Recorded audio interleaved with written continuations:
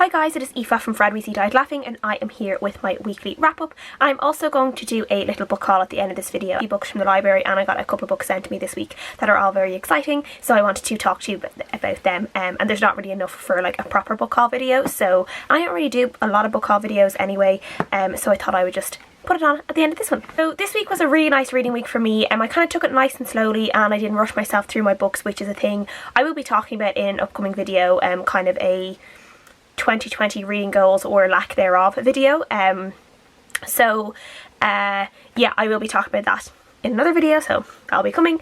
But I finished 3 books this week, and I'm really happy with the books that I did finish. One of them was my first 5-star book of the year, and that's what I'm going to talk about right now, and that was Climate Justice by Mary Robinson. Mary Robinson, as I've talked about before, was the first female president of Ireland. I have talked about her other book, her memoir Everybody Matters, a lot on this channel already. It was in my favourite books of the year video for 2019, and I just really love her. I admire her as a person, and this is her other book that came out about 2 years ago. I think it was in 2017 it came out.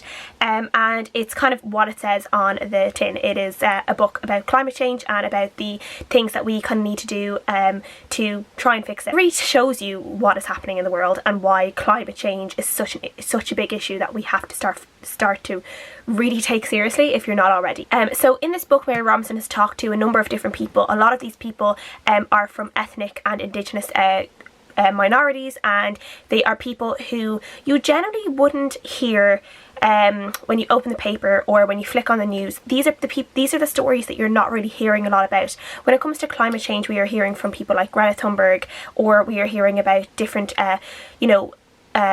world leaders talking about climate change and what should be done or what shouldn't be done in the case of some people.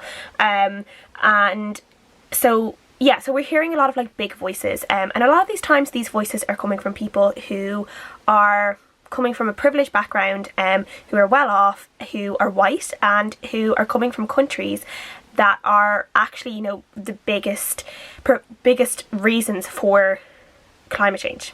The voices in this book are the people who are literally, their lives are being endangered every single day because of climate change, and they are basically at the mercy of these bigger countries whose actions are the ones that are causing this climate change. So we're hearing from different women. A lot of these majority of these voices as well are from women. Mary Robinson says that climate change is a human rights issue, because the people who are most affected by climate change tend to be from poorer blacker communities for the most part, and yeah, it tends to affect the poorest parts of communities in different countries, and I definitely agree with this, particularly after reading this book. So we were just hearing from different amazing women from different places, different tribes, different communities all over the world, and what they have done to kind of both educate their community about climate change, what it is, because some of these people, some of these communities, they have no idea what climate change is when their effects like flooding and drought and stuff like that was affecting their community.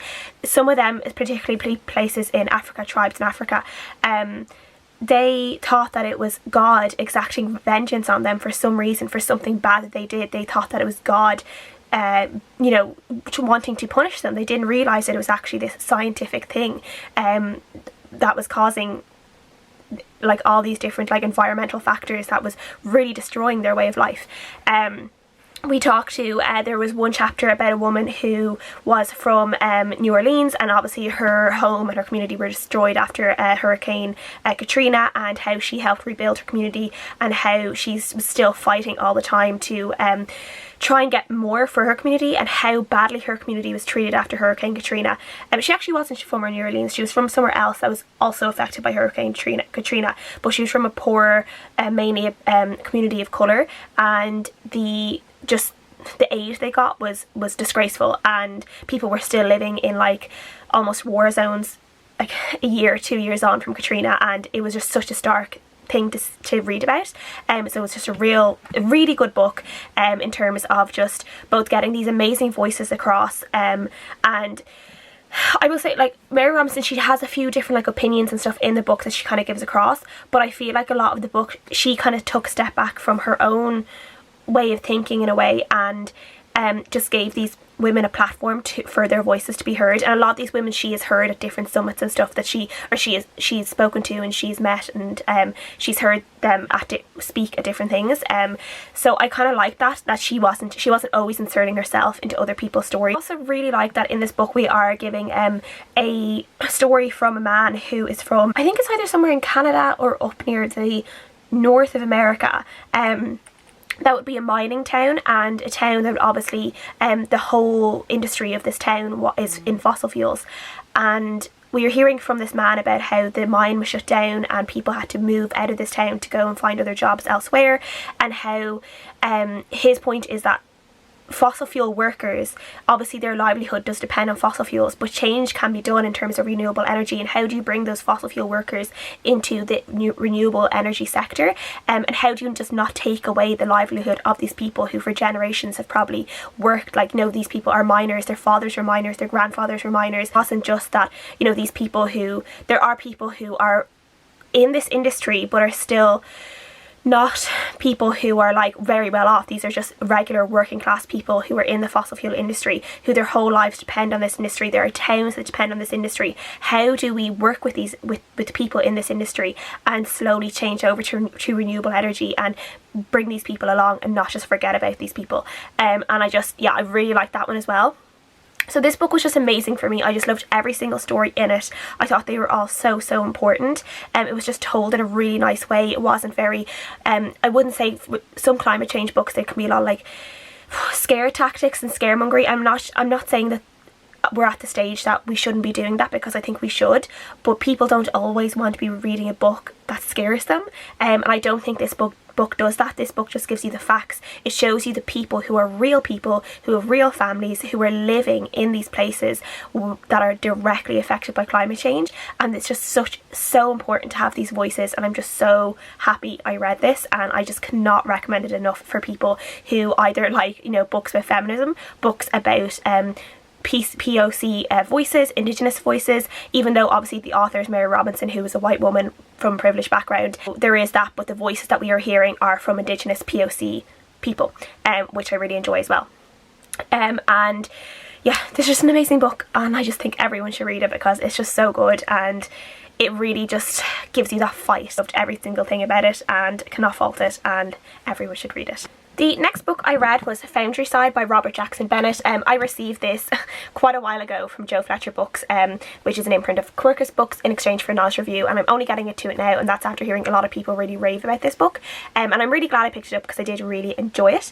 And this is a fantasy book about this world that basically there's this type of magic in this world. We're in this city that's ruled by like these 4 or 5 houses, kind of for families. They're called merchant houses, and they're these kind of like these families, so they're like the rich people, and their sectors of the city are really nice, people live in luxury. And then there's this other section of the city that is kind of lawlessness, and no one cares about them. It's called the Commons, and Foundry Side is one of the places in this like poorer area, and it's just a horrible place to live. It's just like crime and murder and all sorts. And yeah, and in this town and in this world, basically, the merchant house has discovered a way of scribing objects. So it basically means they are able to cast this kind of magic on these objects to make them either stronger or better, or do things that these objects wouldn't necessarily do.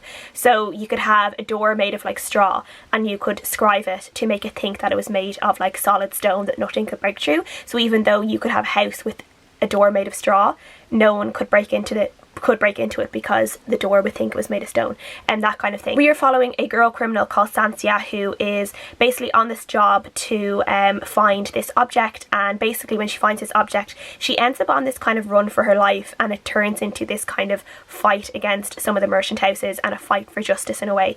And Sansia is kind of special herself. She has her own special abilities that no one really understands, and we find out a lot more about Sansia and her background in this book as well. I really enjoyed this one. It takes a while. The scribing and the world is actually it's quite in depth, and it's quite detailed, and it does take a while to really become comfortable with just the language that is used around this scribing, and just getting used to the feel of the world and the feel of what's going on in it. So it took me a while, 50 to 100 pages. I would say for people like don't be afraid if you start this and you feel a bit lost. I think it just takes a while to get into. I did really like all the characters. I really enjoyed the fact that there were some inanimate objects in this that had their own personalities and became animated, and you know, you could actually, like, I found myself really feeling for things that weren't actually like people in this book, and I really enjoyed that. And I enjoyed that I feel like we have so much more yet to discover in this duology. I think it's a duology, so the next book, Shorefall, is going to come out really, really soon. So I think we've a lot more to come, and this kind of ends in an exciting note where there's like, we know that so much more is coming, but there's going to be a lot more excitement, and there's going to be a lot more, like, there's going to be a big kind of bang, I guess, in the second book, but it's going to be very, very exciting. I liked just the heists that were in this. They were very exciting. I've said exciting like 5 times. I will say I think this book is a good one for people who like The Lies of Loch Lamora by Scott Lynch. The world feels a little bit, the town feels a little bit Italian in a way, like Venice-like, because it has canals. The names of the houses are slightly Italian, or like they have that kind of flair that, you know, in my mind I would associate with Italy. And you also have obviously like this criminal, this dark underground, this criminal world. You know, Sansia is, we first meet her when she's on this job. She's kind of on this heist job, and it turns into, by the end of the book, they're doing an even bigger heist. So yeah, if you like heists, criminals, slightly Italian-esque city, and also some really cool magic, and families who are very powerful and wealthy and don't really care about the poor and will do anything just to get one over on each other. Yeah, this one's a good one. So I gave this one a 4 out of 5 stars. I did really enjoy it, and I will definitely be reading the next one when it comes out. And the last book, The Lady of the Ravens by Joanna Hickson, I received from NetGalley, and I really enjoyed this one. This is just a historical fiction about a woman called Joan Guilford, who was one of the lady of waitings of Queen Elizabeth, who was married to King Henry VII, and she was kind of around obviously during King Henry VII, Prince Arthur, his marriage to Catherine of Aragon, and then with King Henry VIII when he became king and stuff like that. But we are following this story from Joan from just before Elizabeth and Henry VII's marriage up towards Arthur and Catherine's marriage. So we don't really get after that, so this is only a portion of Joan's life, and we're following her own marriage to a man, and her journey into motherhood, being a stepmother to like 6 children and then having her own child, and her own fascination with the ravens of the Tower of London who have their kind of own little storyline, their own kind of, I don't know, thing in like English history and what they mean for London and stuff like that. So that was all kind of in there. This was fine. This was like, I liked it. I wouldn't say it was necessarily really exciting in any way, but I didn't hate it either. I enjoyed the story. I know a lot about, obviously I've read a lot of fiction and non-fiction kind of set around this time, set around the War of the Roses and the Lancasters versus the Yorks, and King Henry VII coming in, and the Tudors and stuff like that. So I feel like I kind of know a good bit about this. So there were times in this book where Joan was kind of giving this little really quick summary of what had been going on, and I obviously kind of already knew that, so I didn't need to read it again. But for readers who wouldn't know and who wouldn't have read as much, that would be perfect for them. As I said, I just enjoyed this. Joan was a fine character. I just feel like there were some storylines that just felt a little bit like flat for me. Like she had this weird, like, bad relationship with this man who had proposed to her, and she had turned him down, and for the whole thing then he like hated her, even though like it spanned for like 10 years or so, and it was just a little bit like pathetic. And it would only like cropped up maybe twice in the book that he would do something, or he would do something petty, and it was just kind of like, I don't think it really needed to be in there. And the raven thing, like she is just like genuinely obsessed with ravens for no particular reason, and like, yeah, like it gives a nice twist to the story. But yeah, there was no particular reason why she was obsessed with ravens, she just was. And then I felt like the end of the story, it just kind of ended quite abruptly. And the thing is, I kind of know there was so much more to Joan's life. I feel like this could have been, it could have been shorter in some places and expanded in other places, and we could have probably gotten more of her life, because I feel like there's more interesting things like to come, though maybe there could be more to her, like for the second half of her life possibly, I'm not sure. There could be another book, but yeah, like this was fine. I gave it a 3.5 out of 5 stars. Did enjoy it. If you like historical fiction, you might like this one. This is kind of a more basic historic fiction, so maybe if you don't don't read a whole lot of historical fiction and you just want a nice kind of pleasant read just to give you like a feel for the times and for the characters and stuff like that, this one might be a nice one for you. And I will say, I've read other historical fiction where Queen Margaret, the king's mother, and King Henry VII have been very, very villainised and haven't been particularly nice people. And in this book, they're kind of like quite nice people because Joan gets on with them really well and she really likes them. And it was just really weird for me to try and see them from the nicer point of view, because I've always read them as kind of almost villain-like characters, and I wouldn't be a particular, like, if I was as like a reader to say would I be like a Tudor or a Lancaster or a York, I would be definitely a Yorkist, not a Tudor or a Lancaster. So yeah, I think when I'm reading, I've always been reading from a Yorkist view, so reading it, seeing Henry and Margaret kind of be these nice people, I was like, well, that's a lie, because they're horrible people, because I've always read them as villains. So that was kind of interesting as well, like just for me, for reading experience. You guys probably don't care about that, but for me, I found that interesting. So yeah, 3.5 out of 5 stars, and I enjoyed it and would recommend. But I would just do a book haul really quickly because I actually talked for longer than I thought I was going to, which doesn't really surprise me at all. Yes, the first book I got from the library was Ice Like Fire by Sarah Rash. This is the sequel to Snow Like Ashes, which I read recently, and I'm looking forward to getting into the sequel to see what happens. It's quite a chunky sequel actually. How many pages is it? It is almost 500 pages, so yeah, it's a good chunker of a book as well, so that should be fun to read. The next book I got is also a fantasy one, and this is one I've seen pop up now and again on BookTube, but every time it pops up I've always been like, I want to read that, and then I just saw it in the library, so I decided to pick it up. It's The Gollum and the Jinn by Helen Wecker, and yeah, this is something to do with a golem and a genie and their friendship, I think.